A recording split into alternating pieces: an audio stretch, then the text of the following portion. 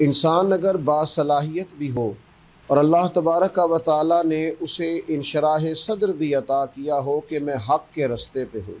لیکن اس کے باوجود اگر وہ قوت ارادی، قوت فیصلہ، ان دونوں چیزوں سے محروم ہو اور پھر اس کے ساتھ ساتھ اسے نتائج کا بہت زیادہ خوف ہو، تو باوجود اس کے کہ وہ باصلاحیت ہے اور باوجود اس کے کہ وہ حق پر ہے، وہ کوئی کارہائے نمایاں سر انجام نہیں دے سکتا۔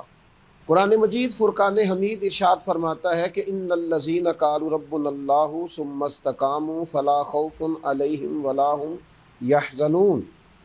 فرمایا بے شک وہ لوگ جنہوں نے کہا کہ اللہ ہمارا رب ہے، پھر وہ اس پر ڈٹ گئے، تو ان پر نہ کوئی خوف ہوگا نہ وہ غمگین ہوں گے۔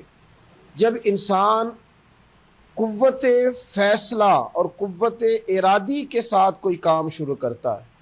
آج امت مسلمہ کے نوجوانوں کا سب سے بڑا مسئلہ یہ ہے کہ وہ کسی چیز کو حق جان بھی لیتے ہیں تو پھر بھی قوت فیصلہ سے اور قوت ارادی سے بری طرح محروم ہیں،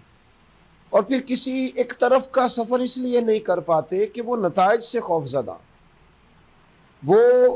آنے والے وقت کا خوف بہت زیادہ اپنے دل میں رکھتے ہیں۔ ماہ محرم الحرام کے اندر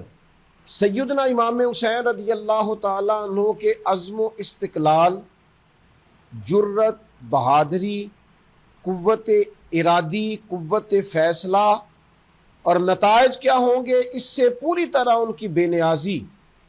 اگر ہم یہ پوری طرح امت مسلمہ کے نوجوانوں کو سمجھانے میں کامیاب ہو جائیں تو یہ جو ان کے ٹوٹتے بکھرتے خیالات ہیں، یہ جو ان کا ڈبل مائنڈڈ سا مزاج ہے، یہ جو ان کی طبیعتوں کا بے جا اتار چڑھاؤ ہے، یہ ختم ہو جائے۔ اگر امت مسلمہ یہ چاہتی ہے کہ اس کے نوجوان سر اٹھا کے جئیں اور نوجوانوں کے اندر پھر سے وہ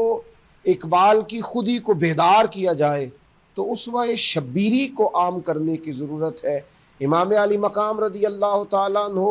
اور آپ کے رفقائے کار، آپ کے خاندان، ان سب عظیم المرتبت لوگوں کی قربانیوں کو پوری طرح امت مسلمہ اپنی آنے والی نئی نسل کے سامنے رکھے، تاکہ حق کے لیے کھڑا ہونا اور حق کے ساتھ کھڑا ہونا اور باطل کے سامنے ڈٹ جانا یہ دلوں کے اندر پیدا ہو۔ اللہ تبارک و تعالی اسوہ شبیری کو سمجھنے کی توفیق عطا فرمائے۔